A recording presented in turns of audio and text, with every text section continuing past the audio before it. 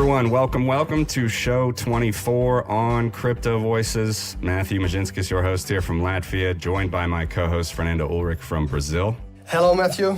And today we are going to introduce our special guest, Brian Kelly. Brian is a financial markets investor and author, an expert in global finance, macroeconomics, and cryptocurrencies. He is a commentator on the popular CNBC show Fast Money. He has also authored the book, The Bitcoin Big Bang, How Alternative Currencies Are About to Change the World. Brian, welcome to Crypto Voices. Well, thank you for having me. Really appreciate it, guys. Yeah, really happy to have you here. So November 2017, boring year so far for you in the cryptocurrency space? Yes. I think even by crypto standards, this has been a pretty crazy year. We've had a big shift in the market. Obviously, a huge shift in public interest in Bitcoin and cryptocurrencies.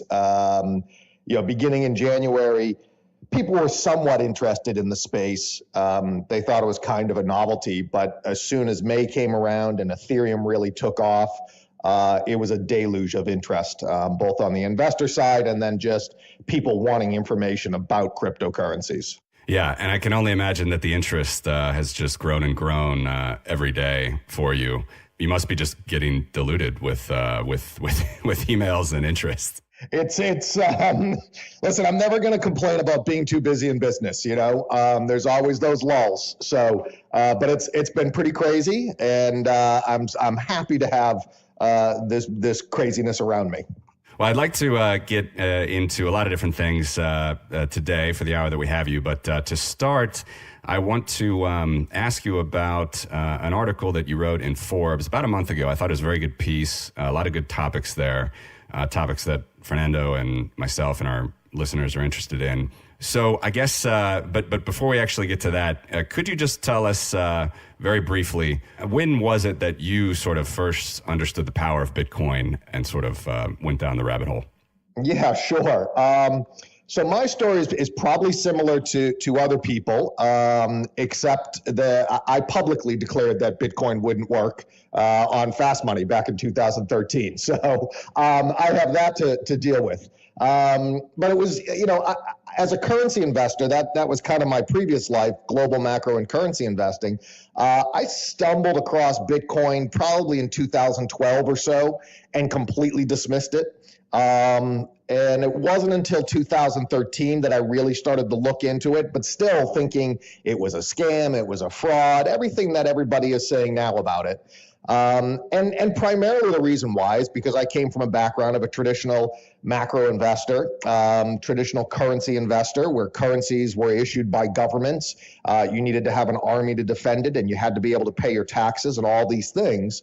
And it took me almost a year to kind of break through those old habits and those old thoughts and those old, what used to be realities. So it was mid 2013 that I bought my first Bitcoin.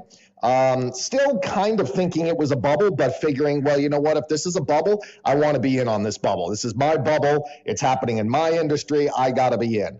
And I bought my first Bitcoin in the 600s. Immediately it went to almost 1,200. And I thought I was the greatest trader ever to walk the face of the earth. I thought, this is it. This is going to be my retirement trade. A few weeks later, China decided that they would ban the banks from dealing with the Bitcoin exchanges, and it dropped.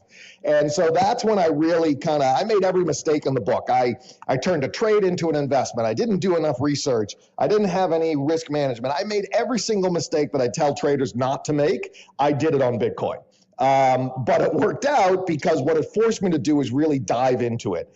And once I dove in, what I really understood and what I really figured out, what got me, was that this was something that was going to disintermediate financial services. And to me, that's just one of the most powerful things. If I look at every other industry out there, whenever there's disintermediation, it's just a complete upheaval. And so I, at that point, said, you know what, this is going to change everything about my business, and I need to know everything about it. So I set out to research it. In 2014, I published the book, which was kind of a result of all my research and an attempt to explain in a very simple way what this revolution was all about. And since then, it's been a wild ride. So regarding your Forbes article, why Bitcoin matters more than the blockchain. So it's the blockchain of Bitcoin or blockchain before Bitcoin. This was a big theme that you were overturning and disputing in your article.